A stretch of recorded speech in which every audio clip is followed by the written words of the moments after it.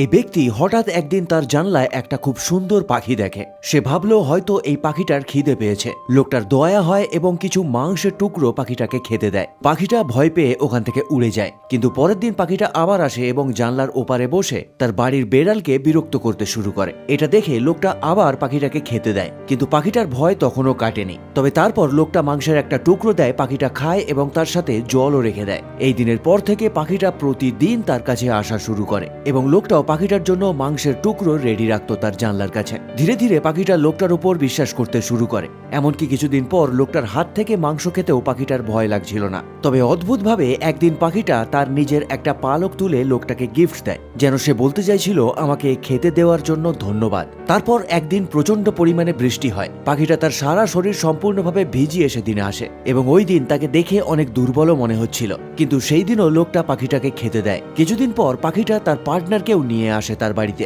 যেটা দেখে সত্যিই লোকটা আশ্চর্য হয়েছিল এবং বুঝেছিল যে পাখিটা তাকে কতটা বিশ্বাস করে। এটা দেখে লোকটা তাদের দুজনকেই খেতে দেয়। তবে খাওয়া দাওয়ার পর পাখি দুটো তার জানলার পাশেই একাকিত্বের কিছুটা সময় কাটায়।